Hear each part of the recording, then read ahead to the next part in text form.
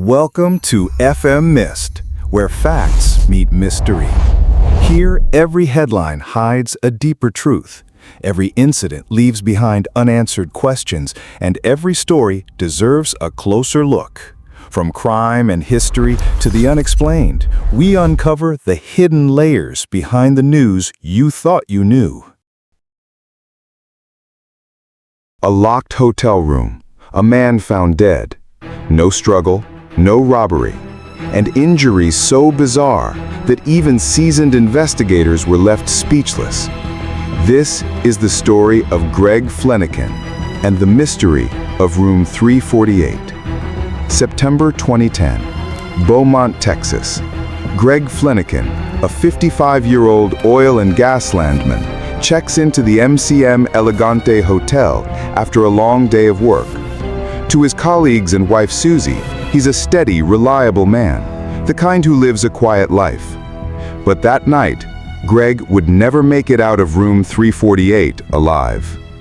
When Greg didn't show up for work the next day, hotel staff entered his room.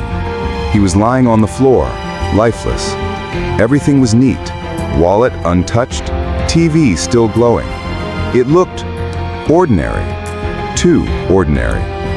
At first, doctors suspected a heart attack, but the autopsy told a far darker story. Greg's ribs were shattered, his liver and heart were torn.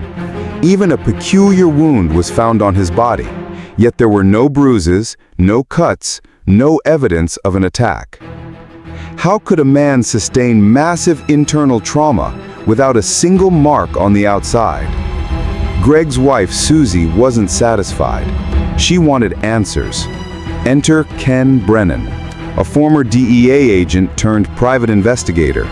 Brennan was sharp, relentless, and had a knack for solving cases others gave up on.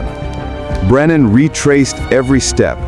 He studied the room, combed through reports, and then he found it. A small hole in the wall near the bed. On the other side, patched over clumsily with toothpaste. It wasn't a heart attack, it wasn't natural causes. Greg Fleniken had been shot. The bullet traveled through the thin hotel wall, struck him in bed, and killed him almost instantly. But who fired the shot, and why? Room 349, right next to Greg's, had been rented by 3 electricians from Wisconsin. They claimed to know nothing, but when re-interviewed, one finally cracked.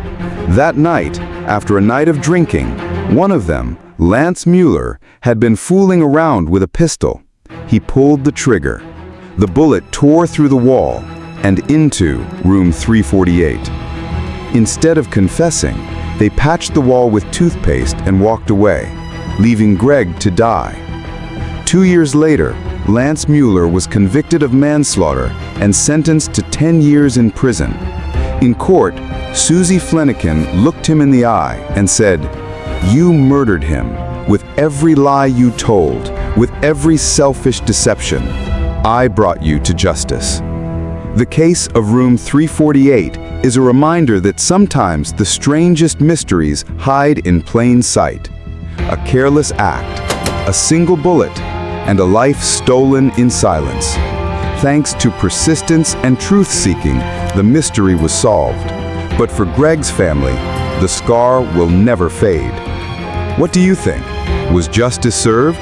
Or was 10 years too light for a life taken? Share your thoughts in the comments below.